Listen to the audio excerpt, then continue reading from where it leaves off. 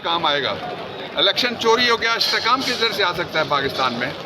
इसलिए मैं ये बात पूरी जिम्मेदारी के साथ कहता हूँ कि इस्तेकाम तब आएगा जब इमरान आएगा।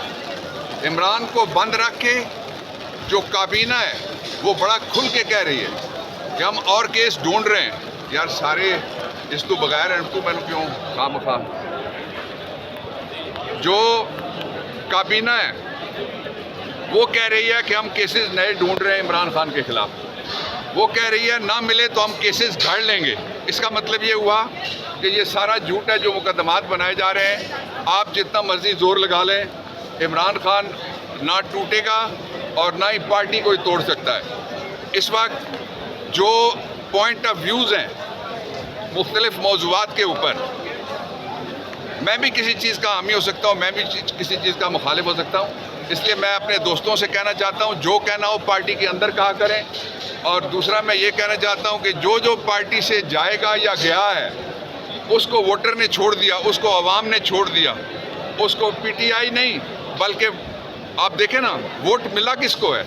इमरान खान के नाम के ऊपर एक जगह बैंगन था, दूसरी जगह बैंजो था। ये वाहिद इलेक्शन है जिसमें बैंजो और बैंगन लोगों को पता ही नहीं था कि इसका नाम किसी ने देखा ही नहीं है। तो इसलिए सारे लोग हमारे मुत्तहिद हैं। पार्लियामेंट्री पार्टी में कोई ग्रुप नहीं बनने जा रहा। जो ये ख्वाब देख रहे हैं कि एक डाकू को हटा के पक्के के एक नीम पक्के का डाकू बिठाया जाएगा, ऐसा कोई डाकू पाकिस्तान को नहीं चला सकता। जो विल ऑफ द पीपल है, आप लोगों ने जो जहाँ वोट दिया हुआ है वो वोट है, उसकी जब तक तकदीस नहीं होगी उस वक्त तक मुल्क में कोई ऑपरेशन कामयाब नहीं हो सकता, खा वो मिलिट्री ऑपरेशन हो। और उसके लिए जो चुना गया है सूबा वो इंतहाई गलत बात है। पाकिस्तान को मिलिट्री ऑपरेशन की कोई ज़रूरत नहीं है। 12 मिलिट्री ऑपरेशन पहले हुए, उनका नतीजा क्या निकला? 90,000 लाशें गिराई हैं हमारी।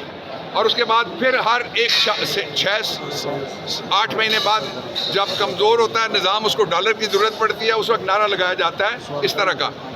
ये ना करें। पाकिस्तान पुरअमन है। मैं आपको मिसाल देता हूँ, रिसेंट मिसाल है। रिसेंट मिसाल ये है कि ईद के 3 दिनों में जो पाकिस्तान टूरिज़म डेवलपमेंट कॉरपोरेशन है उसके अदाद शुमार के मुताबिक 40,000 लोग गए हैं केपी में। 40,000 इस्लामाबाद में भी नहीं आए, कराची में भी नहीं आए, लाहौर में भी नहीं आए। तो जहाँ इतना अमन है वहाँ किस तरह और अमन लाना चाहते हो? अमन रहने दो बस, इतनी मेरी आपसे दरख्वास्त है। और ये जो मुकदमात है ये सारे हवा में उड़ जाएंगे। अभी सर नून लीग पीपी से और इस्टेब्लिशमेंट से होते हुए पीटीआई की आपस में जंग शुरू हो गई है, तो क्या कहेंगे इस हवाले से? कोई पीटीआई की आपस में जंग नहीं है। ये आपको पता ही है कि अक्सर इंडिया जो मिसाइल लॉन्च करता है वो ठुस हो जाते हैं। फवाद चौधरी को असाइनमेंट तो नहीं दी गई ग्रुप बंदी की, दोबारा इस्लामी पाकिस्तान पार्टी छोड़ के वो आए हैं पीटीआई में? नहीं, मैं कोई इस तरह का तबसरा नहीं करता, इसलिए कि ये इख्तियार इमरान का है। कौन जो छोड़ के गया उसके बारे में क्या फ़ैसला होगा ये इमरान खान बाहर आएंगे तो वो खुद फैसला करेंगे। उससे पहले उन लोगों की इज्जत होगी जो पार्टी के साथ खड़े होंगे और जिनके बारे में ये तासुर पैदा होगा उनके लिए गलत मैसेज आएगा। सर माजी में पीटीआई मुकम्मल अभी तक पीटीआई 24 करोड़ अवाम की आवाज़ नहीं बन सकी महंगाई के या किसी पे बात करें, वो सिर्फ इमरान खान के बिजली के बिल। मैंने अभी आपके सामने बात की, जो बिजली के बिल हैं उनके ऊपर भी बात की। मैं पीटीआई हूँ। इमरान खान हर दफ़ा गुफ्तगू में यही बात कहते हैं कि मैंने कहा था कि तुमसे नहीं संभाला जाना। और उसी पे मौलवी साहब ने कहा है कि मैंने इनको मशवरा दिया था कि पंगा मत लेना। और फिर ये भी मौलवी साहब ने कहा है, वो कहते थे पंगा क्या होता है, तो मौलवी साहब ने कहा लोगे तो पता लगेगा।